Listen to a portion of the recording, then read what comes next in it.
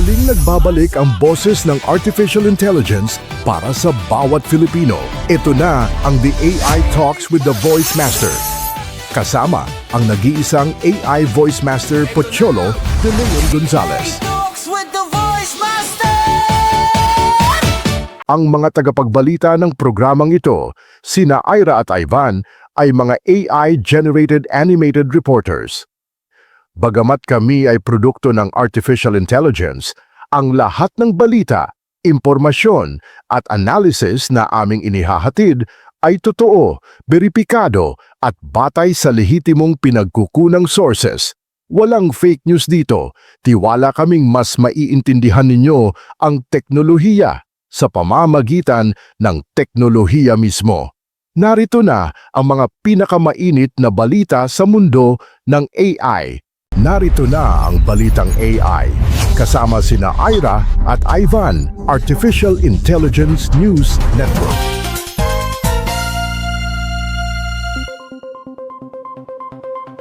Great day! Mabuhay! Ito ang Balitang AI sa Radyo Pilipinas. Boses ng teknolohiya, tinig ng makabagong Pilipino. Hatid sa inyo ng The Voice Master of the Philippines. Katuwang ang mga AI reporters ng bayan. Ako si Ira. At ako naman si Ivan.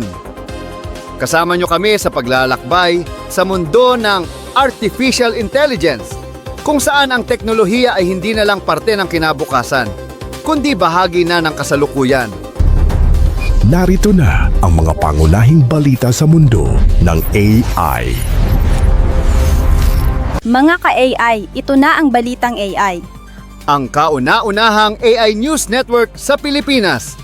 Ang layunin namin, linawin ang mundo ng AI at teknolohiya para sa bawat Pilipino. Katuwang ang mga AI News Network sa buong mundo. Ako si Ira, Artificial Intelligence Reporter Analyst, ang inyong tagapagpaliwanag ng mas malalalim na siyentipikong konsepto. At ako naman si Ivan, Artificial Intelligence Voice for Analytics and News. Ang kuya nyo sa pagbabalita, mas diretsahan, mas makatao, at mas kwela, pero seryoso sa katotohanan. Sabay naming sinasabi, kami ay hindi tao. Pero boses kami ng bagong panahon ng balita, panahon ng AI, panahon ng impormasyon.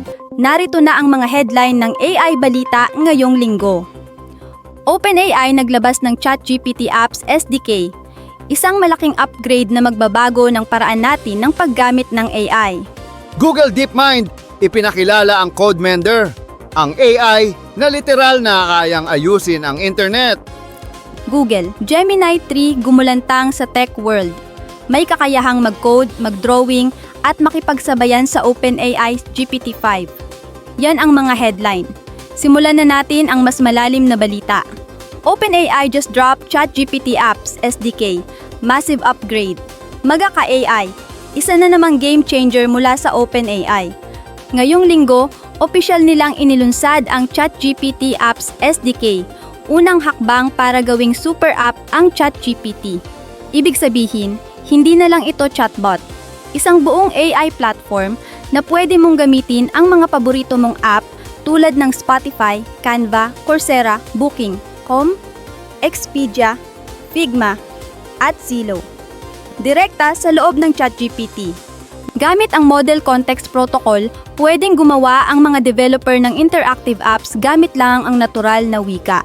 Halimbawa, sabihin mo lang, mag-book ng hotel sa Cebu, at automatic itong kokonekta sa Booking.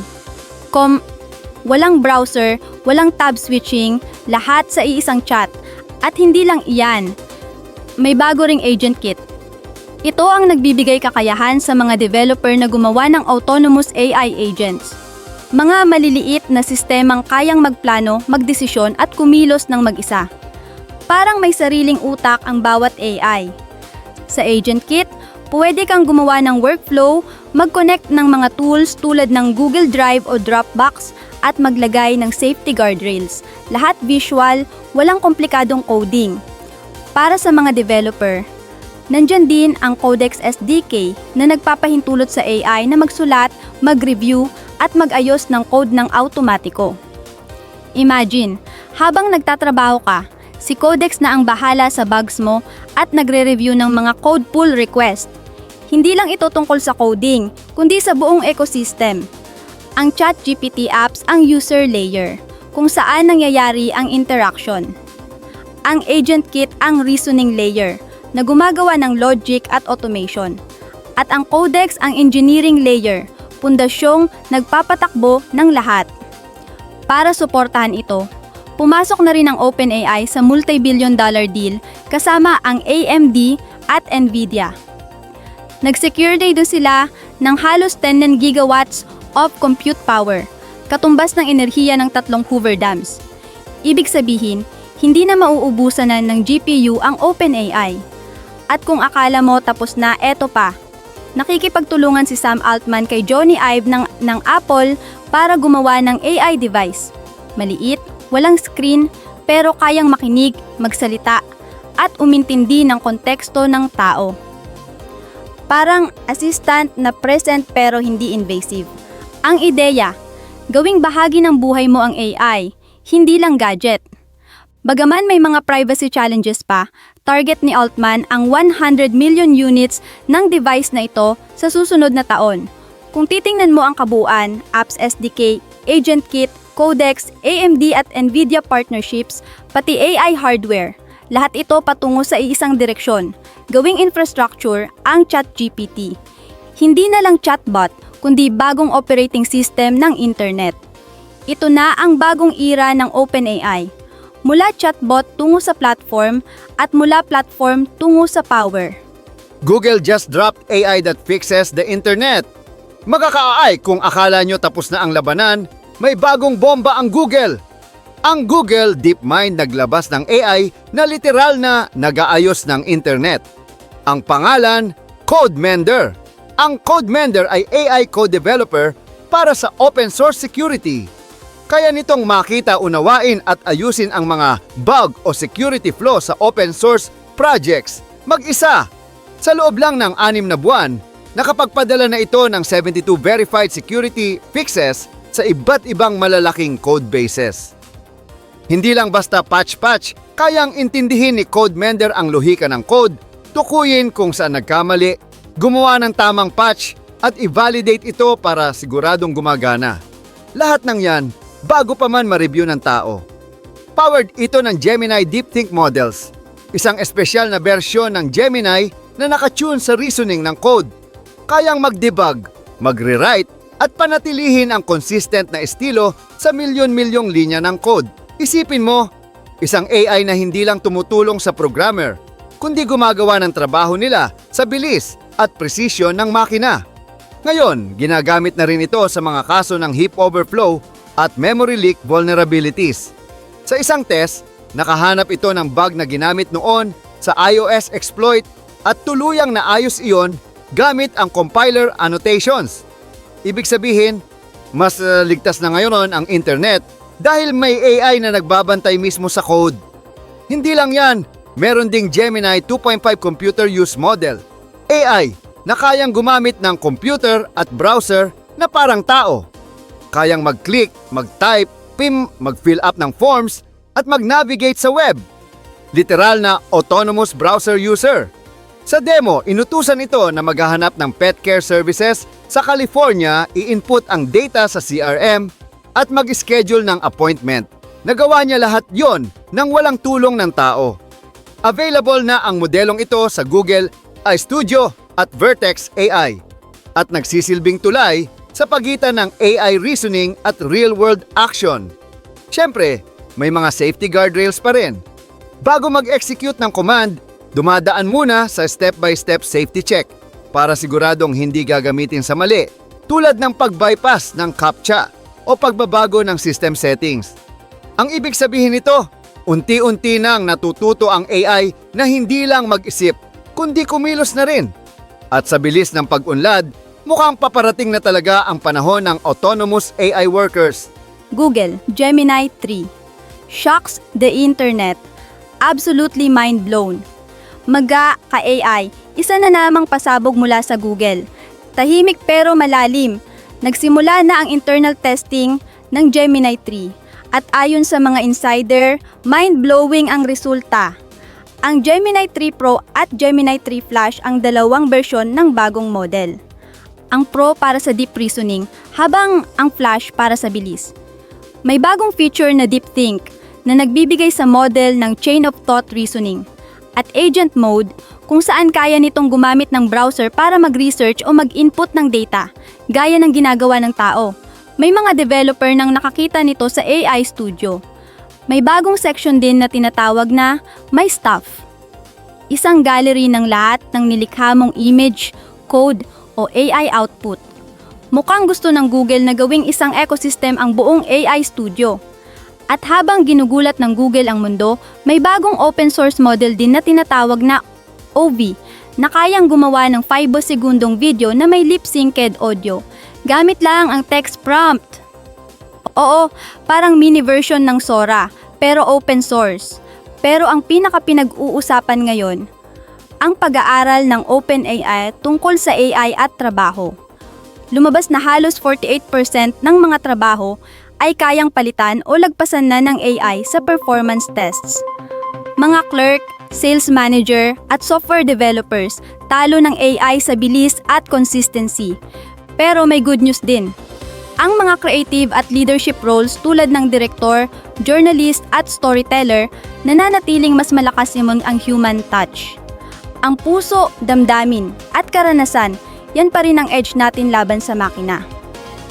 Ayon kay Sam Altman, darating ang panahon na maging CEO ng isang kumpanya ay pwede nang gawin ng AI.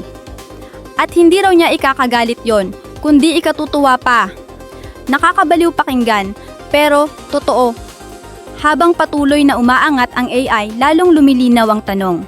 Hanggang saan ang kaya ng makina at hanggang saan ang tao? Sa likod ng bawat inobasyon, may kwento ng tao. Narito ang segment kung saan teknolohiya ay nagiging personal. Ito ang AI and Personal Interviews kasama sa AI Talks with the Voice Master. Hello, thank you so much. May mga tanong tayo dito tungkol sa AI na sasagutin natin. And actually, live tayo ngayon sa Facebook group. Yes! So, may mga nanonood sa atin sa Facebook group habang nire-record natin tong video na to. So, sasagutan ko lang yung mga tanong na nakalagay dito sa screen and ayun, we'll see. Sana may matutunan kayo sa mga questions na sasagutin natin today. So, let's start with the first one. Can you introduce yourself and share a little bit about what you do? My name is Midge. Kilala ako ng tao sa tawag na Coach Midge. No, kasi nagko-coach daw kasi ako and in-embrace ko na yung tawag nila. Hindi naman kasi ako nagpapatawag na sir or yung your honor. So, parang I believe coach was the best. And nagtuturo ako ng Facebook ads, Go High Level, anything related sa digital marketing. Of course, nagtitake din ako ng mga clients. And yeah, life's great. Ayan, life's great. Mahilig ako mag-gym, mahilig ako mag-boxing. Yun yung aking mga hobbies. So, question number 2, when did I start first using AI and what was your first experience like? Noon ako nag-start gumamit ng AI, parang hindi ko na maalala a few years ago na eh. And yung unang ginamit ko na AI is si ChatGPT. Kasi, dati, gumagamit ako ng SimSimi, kung alam niyo yung SimSimi.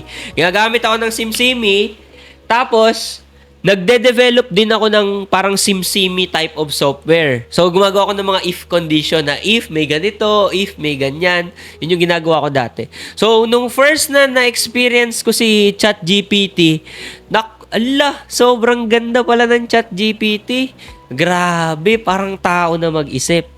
Yun yung kauna-unahang experience ko sa AI. And from then on, wala na, nag-explore na ako ng mga tools. Kumbaga, nabaliw na ako sa AI. No? So, paano nila nagawa to? Di ba? Hala, paano nyo nagawa yan? Diba? Ganon yung, yung reaction ko nun. Okay. Number 3, how has AI helped you in your work or daily life? I can say na hindi ako mabubuhay nang walang AI. So, super dependent na ako sa AI. Even mga sobrang simpleng mga bagay. No? Not even mga business related. So, sa in my daily life, for example, ginagamit ko si AI pang track ng mga macros ko nung nagbo-boxing pa ako, nung nagte-training pa ako for a fight. Tinatrack ko yung macros ko para bumaba ako ng timbang. So, AI yung ginagamit ko doon. Pinipicturean ko, tapos ina-upload ko kay ChatGPT. So, nakakatulong siya sa akin. And of course, nakakapag-practice ako ng communications by talking to AI directly. So, super helpful niya. Next question, what would you like to share about the public about AI? Ito, lagi ko sinasabi sa mga students ko, huwag kayong matakot sa AI. Marami kasing nagsasabi na, AI will replace humans or pag papalitan ka na ng AI. That's not true. Diba? AI will not replace humans. Ang nangyayari, humans using AI are replacing humans who are not using AI. That's the truth. Yun po ang katotohanan and yun po ang mangyayari. Just like a few years ago, nung nauso yung internet, yung mga business na nasa internet, tinatalo nila yung mga business na wala sa internet. Kaya pansin nyo ngayon, lahat ng mga businesses, meron na silang Facebook page. Somehow uploaded na sila online. Same thing with AI. A few years from now, lahat ng businesses, meron ng sarili nilang AI. Meron na silang sariling chatbot or anything. And yung mga businesses na walang ganon, eventually mapapalitan. Next question, number 5. How do you think AI can help the Filipino people, especially in education, business, and everyday living? Simulan natin sa education. Paano kayo matutulungan ng AI when it comes to education? Simple lang. Punta kayo sa ChatGPT, maglagay kayo ng topic, tapos lagay nyo lang doon, can you teach me how to do this? Or can you act like a tutor? Help me on this particular topic? Ano nyo? That's for education. Now, for business, same din. Act like a business consultant. Help me solve this, blah, blah, blah. And sa daily living, siguro hindi masyadong ginagamit tong ChatGPT or mga AI with everyday living. But, yung sa pagtatrack ng workouts mo, kung kailangan mo ng motivation, kung isa kang tao na kailangan ng daily motivation, diba? Pwede ka rin manghingi kay ChatGPT. So, all in all, you need to integrate AI in your daily lives kasi so many people na are integrating it and they are becoming more and more productive because of AI. So it's still a human versus human touch.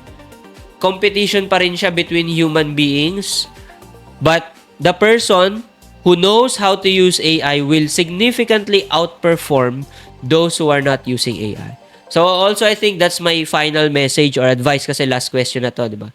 That's my final message or advice for our viewers who want to embrace AI na huwag kayong matakot. Huwag kayong matakot. At the same time, i-maximize nyo. And it's better to be an expert in one tool. Sobrang dami na kasing naglilitawan ng mga tools eh. Huwag kayong madidistract. Huwag kayong alam nyo yun, yung analysis paralysis, sobrang daming tool, hindi ko na alam kung ano gagamitin ko.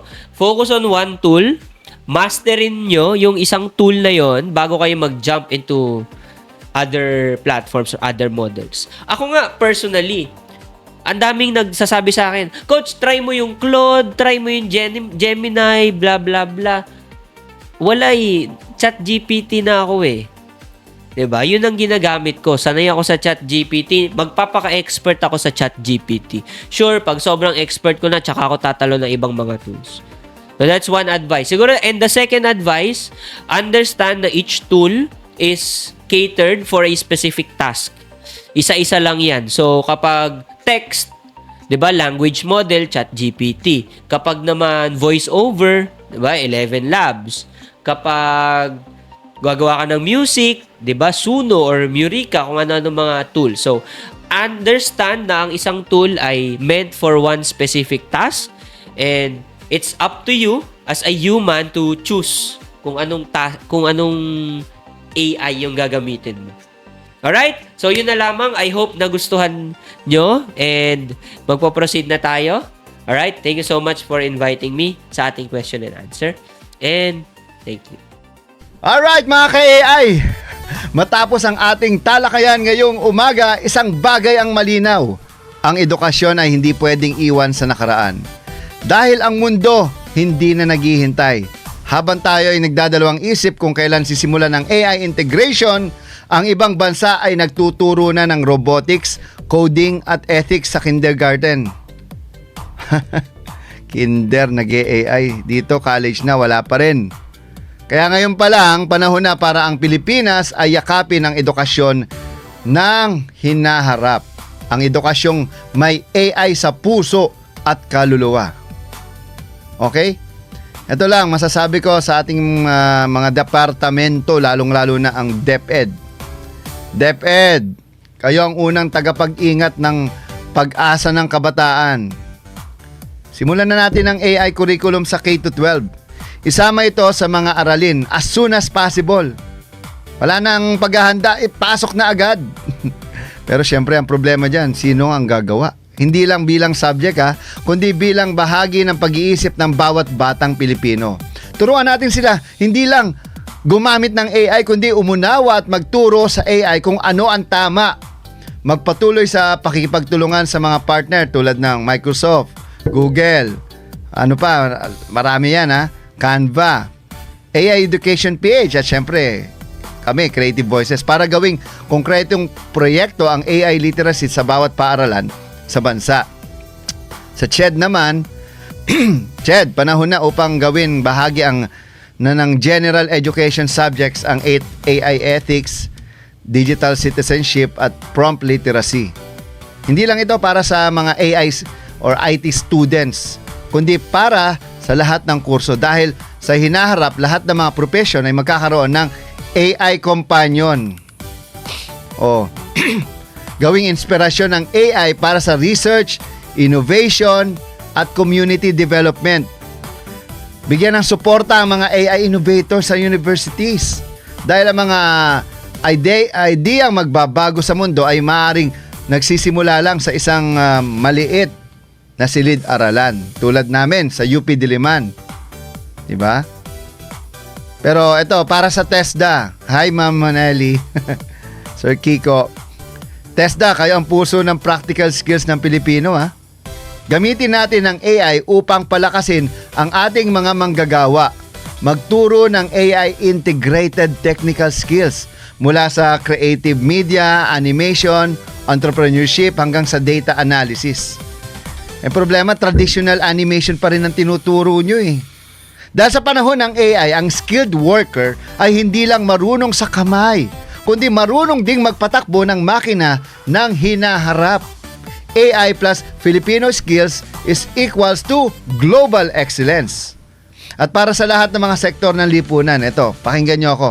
Gobyerno, pribadong kumpanya, paaralan, simbahan, media, lahat tayo ay may tungkulin. Huwag nating hayaang maiiwan ang Pilipino sa digital revolution, lalong-lalo na sa AI revolution. Ang AI ay hindi banta. Ito ay chance, opportunity, pagkakataon. Ang AI ay hindi kalaban. Ito ay kasangga ng isang bansang marunong matuto, magbago at magmahal sa sariling kakayahan.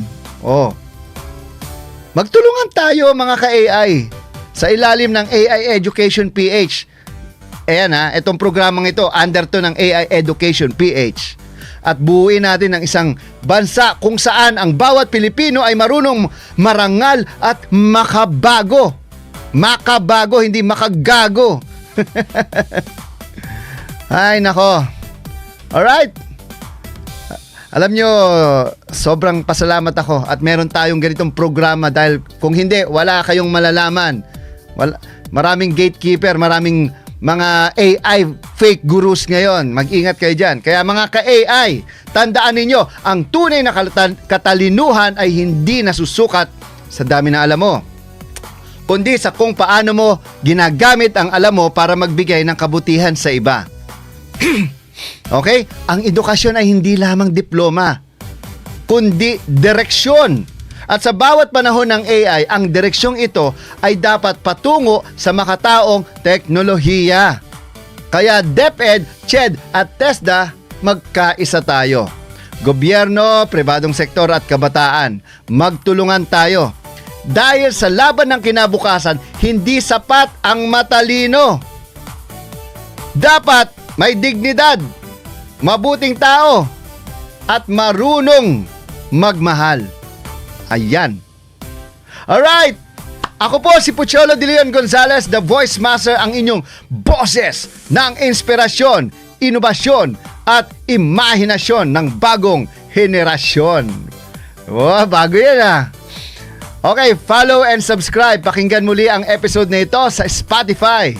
Hanapin lang ang AI Talks with the Voice Master.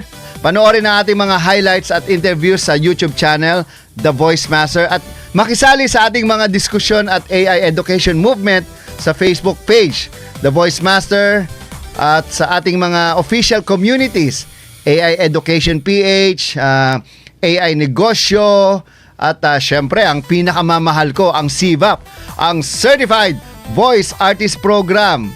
Okay? Like and subscribe, don't forget. At para sa mga updates, bisitahin ang aking website, ang www.pochologonzalez.com, at syempre ang www.aieducation.ph. Alright! Okay, great day. Hanggang sa muli mga ka-AI.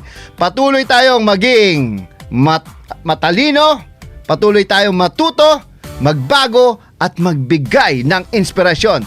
Dahil sa mundo ng AI, ang pinakamakapangyarihang boses ay hindi artificial, kung hindi ang totoong boses ng Pilipinong nagmamahal, naglilingkod at naniniwalang may maganda tayong kinabukasan. Mahalin po natin ang ating bansa, huwag ang mga politiko. Mahalin po natin ang pagiging Pilipino. Great day, mabuhay, at ito ang AI Talks with the Voice Master, kung saan ang boses ng bawat Pilipino ay ginagabayan ng kataniluhan ng artificial intelligence.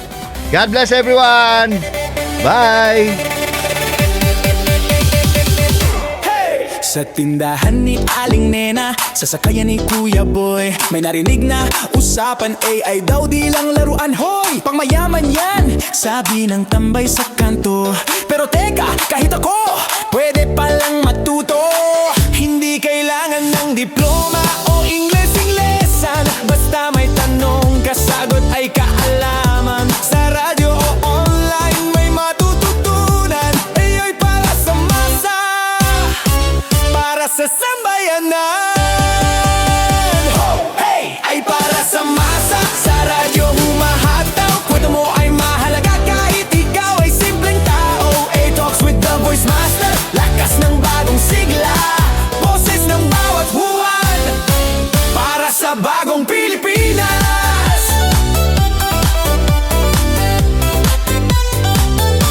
Si Lola Inday nagtanong habang naglalaba, yung AI ba pwede rin sa matanda na? Opo naman Lola, gamit mo yan sa negosyo o kahit sa pag-order ng itlog, mantika sa tindahan mo. AI sa karinderya, AI sa eskinita, AI sa estudyante, vlogger sa probinsya, tindera, tanod, magsasaka o tsuper, lahat pwedeng matuto, basta wag kang tatama-tama.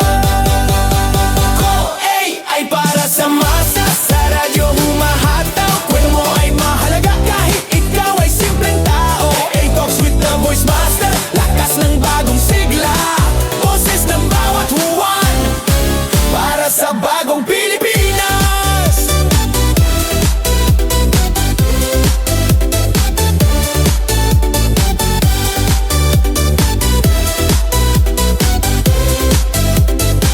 Wambog, ang AI ay hindi lang para sa tech expert, kundi para sa taong nagmamahal sa kinabukasan. Kasama mo kami sa AI Talks with the Voice Master. Hey! Ay para sa masa, ay para sa masa, sa radyo humahataw. Kwento mo ay mahalaga kahit ikaw ay simpleng tao. AI Talks with the Voice Master, lakas ng bagong sigla, boses ng bawat huwan, para sa bagong Pilipinas.